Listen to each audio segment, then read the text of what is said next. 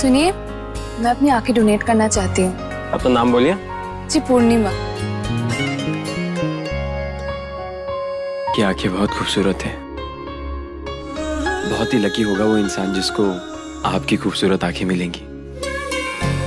समाज में अक्सर रंग रूप और इन सब चीज़ों को लेकर हमेशा बातें होते रहती हैं। इसी को लेकर स्टार भारत में एक सीरियल आ रहा है कार्तिक पूर्णिमा, जिसमें बताया गया कि इंसान देखने में भले ही इतना सुंदर नहीं हो, मगर अगर उसका मन सुंदर है तो उससे ज़्यादा सुंदरता किसी में भी नहीं है। इसी के साथ ही आज हमारे साथ मौजूद हैं कार्तिक पूर्णिमा के स्टार कास्ट हर्ष नागर। आइए हमसे जानते हैं कि इनका इसमें कैसे एक्सपीरियंस रहा और किस तरह का किरदार इसमें निभा रहे हैं। कार्तिक पूर्णिमा एक वैसे तो लव स्टोरी है, कहानी है कार्तिक और पूर्णिमा, एक लड़का और लड़की की जैसी कहानी होती है। बट स्पेशल ये है कि यहाँ पे लड़का जो है वो एक पेज 3 फैमिली से है, एक अमीर ख़ानदान से है और एक डॉक्टर है। और क्योंकि वो एक डॉक्टर है तो रोज़ जो है उसके पास 50 लोग आते हैं, जिसमें कोई गोरा भी हो सकता है, काला भी हो सकता है, मोटा भी हो सकता है, पतला भी हो सकता है। और तो वो इस चीज़ में भेदभाव नहीं करता है कि कोई गोरा है या काला है, मोटा है या पतला है, या गरीब है अमीर है। और ऐसी एक लड़की है जो कि बहुत ही हेल्पफुल है। जैसे ये डॉक्टर है जो लोगों के लिए काम करता है, फ्री में भी काम करता है, ऐसे ही ये एक नॉर्मल लड़की है जो कि एक लोअर मिडिल क्लास परिवार से है और रियली वो बिलीव करती है कि अपने से पहले लोगों के बारे में सोचें। अगर मैं आपको एग्जांपल दूं तो अगर रोड पे एक्सीडेंट होगा तो वो पहली होगी जो भाग के उसे लेके जाएगी, चाहे उसके पास पैसे ना भी हों। और इसी क्योंकि इन दोनों की रूहानी जो बात है वो सेम है, इमोशनली वो सेम है, हेल्पफुल है, अच्छाई है दोनों में, इसलिए दोनों एक दूसरे को समझते भी हैं और पसंद आते हैं। बट प्रॉब्लम यह है कि जो लड़की की माँ है उनका कॉस्मेटिक्स का बिज़नेस है और वो काले रंग की लड़की को एक्सेप्ट नहीं कर सकती हैं। और ना ही लड़का ऐसा है कि वो अपनी माँ को छोड़ दे और ना ही वो इस लड़की को छोड़ना चाहता है, क्योंकि उसके हिसाब से ऐसे लोग बहुत कम होते हैं जो अपने से पहले किसी और की सोचें आजकल। तो ये हमारी कहानी है। तो जो सीरियल का नाम है कार्तिक पूर्णिमा, तो ये किस बेसिस पे रखा गया है? एक्चुअली कैरेक्टर्स का ही नाम है, वैसे तो कार्तिक लड़के का नाम है और पूर्णिमा लड़की का नाम है। बट सिंबॉलिक ये है कि कार्तिक जो है वो एक महीना भी होता है हमारे हिंदू कैलेंडर में, और उसमें जब पूर्णिमा आती है, क्योंकि हर महीने में चांद जब पूरा होता है तो पूर्णिमा आती है, तो वो है कार्तिक पूर्णिमा। और चांद की ब्यूटी हम तभी अप्रिशिएट कर सकते हैं क्योंकि स्काई जो है वो जब काला होता है, अगर मतलब दिन में भी कई बार चांद होता है तो वो इतना खूबसूरत नहीं लगता। क्यों? क्योंकि लाइट है। तो यही हम दिखाना चाहते हैं कि गोरा ज़रूरी नहीं है कि सिर्फ गोरी चीज़ ही अच्छी है, काली चीज़ भी अच्छी होती है। मतलब आँख काली होती है, रात काली होती है, कितनी सारी चीज़ें जो काली होती हैं और वो खूबसूरत है। तो ये इसलिए हमने ये नाम रखा। जो सीरियल कई बार मतलब ऐसे होता है कि जो सीरियल का जो सबसे बेस्ट पार्ट होता है स्टोरी, कोई भी स्टोरी हो, writing part is very best. तो क्या लगता है कि इस सीरियल में राइटिंग पार्ट का ज़्यादा इन्फ्लुएंस होगा रिगार्डिंग अगर हम एक्टिंग से कंपेयर करें? एक्चुअली राइटिंग इस शो में तो बहुत अच्छी है और उसका कारण ये है कि हमारा शो एक साउथ का रीमेक है जो ऑलरेडी चल रहा है 4 साल से। तो वहाँ जो चीज़ें लोगों को अच्छी लगी या नहीं लगी, जो हमें पता है टीआरपी से, हमें पता है कि कितने लोग शो देखते हैं, क्या उनको पसंद आता नहीं आता है, और 4 साल में जिन्होंने शो देखा है वो भी बताते हैं कि उन्हें क्या अच्छा लगा, क्या अच्छा नहीं लगा। तो क्योंकि हमारे पास ऑलरेडी एक बार स्क्रिप्ट है जो एग्जीक्यूट होके बन चुकी है, जिसका हमें फीडबैक भी है कि उनको क्या अच्छा लगा, क्या नहीं लगा, तो ये हमारे लिए एक एडवांटेज है, क्योंकि हम गेस नहीं कर रहे कि अरे हम ऐसा बना देते हैं, ऐसा दिखा देते हैं, हो सकता है अच्छा लगे या ना लगे। उसके बाद अगर राइटिंग की बात करें तो जैसे हम जहाँ खड़े हैं, ये गुजरात भवन है, बादी रसोई इस रेस्टोरेंट का नाम है। तो बाद जिसे हम बोलते हैं वो गांधी जी की वाइफ जो थी कस्तूरबा गांधी, उनका नाम है।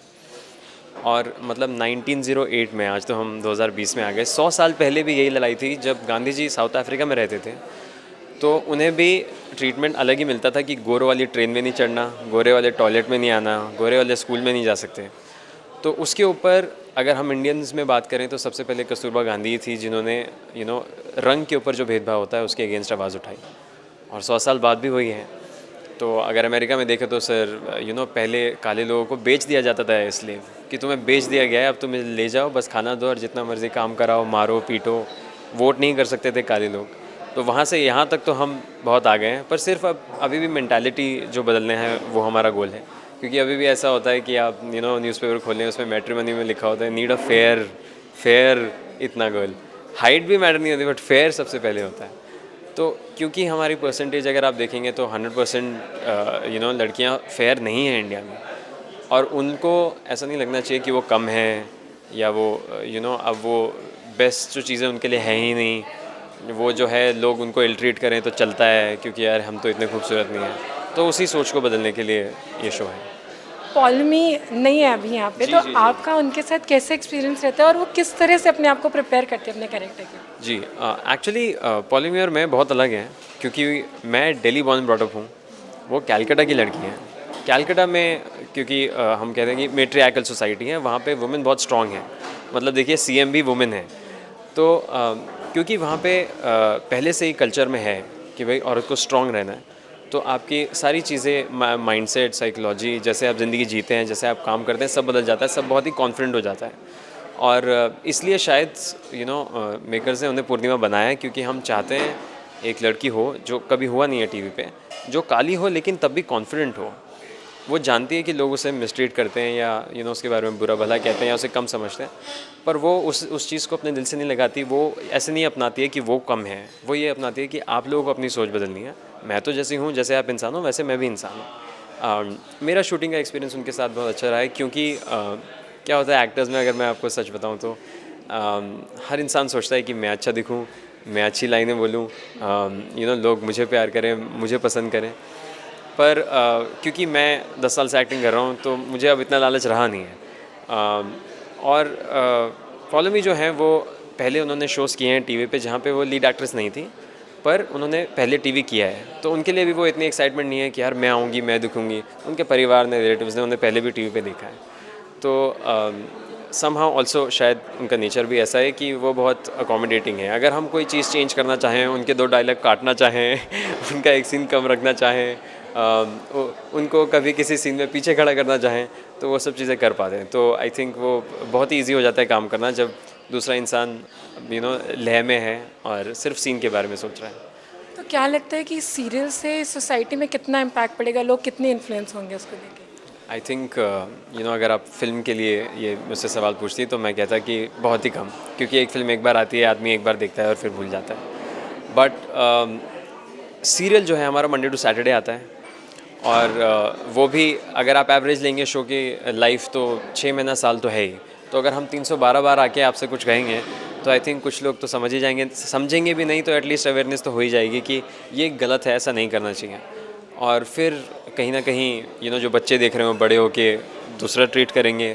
एटलीस्ट जो लोग एक्चुअली में जिनका कलर डार्क है, जो अभी बच्चे हैं या यंग हैं, 12-13 साल के, 15 साल के हैं, वो जब शो देखेंगे और उनको समझ में आएगा कि नहीं यार, इसमें ये कोई बीमारी नहीं है, या ऐसा नहीं है कि मैं कम हूँ या औरों से मतलब या मैं काम कम कर सकती हूँ, पढ़ाई कम कर सकती हूँ, ऐसा कुछ भी नहीं है। तो आई थिंक वो कॉन्फिडेंस अगर हम दे पाएँ तो खास होगा। एक आखिरी सवाल, सीरियल से हट के अगर बात करें जी। तो आपको किस तरह की लड़की पसंद है? देखिए, मैं एक एक्वेरियन हूँ, तो एक्वेरियन ज़्यादातर वर्ल्ड में जो है वो टीचर्स और यूनिवर्सिटी में क्या पढ़ाना है वो वैसे जॉब्स करते हैं। ऑल्सो मेरे शौक़ भी ऐसे हैं कि मैं रूहानी हूँ, मैं पोएट्स मुझे पसंद है, शेर व शायरी पसंद है। तो आई थिंक इंटेलिजेंस, और उसका कारण ये है कि 10 साल ऐड शूट करते करते फिल्मों में, तो ये तो हमने काफ़ी देखा है कि एटलीस्ट आसपास लंबी पतली स्ट्रेट एंड हेयर, मेकअप, ये सारी चीज़ें अब आम हो गई हैं हमारे लिए। तो जो शायद और लोगों को इतना अट्रैक्ट करती है वो हमें नहीं करती, क्योंकि वो बेसिक हो गया है। इट्स लाइक ऐसा कि आप अमेरिका में जाएं और बोले अरे गोरा गोरा गोरा, हर तरफ ही गोरा है, आप क्या करेंगे? तो इंटेलिजेंस में कहूँगा। जी बिल्कुल। तो स्टार भारत भी सीरियल आता है जो समाज को एक अलग तरह की सोच देता है कि आप इंसान की बाहरी सुंदरता में नहीं बल्कि उसके इनर फीलिंग्स को और अंदर की सुंदरता को देखें। धन्यवाद। मैं पूर्ति अग्निहोत्री, कैमरामैन नासिर के साथ NBC न्यूज़ हिंदी।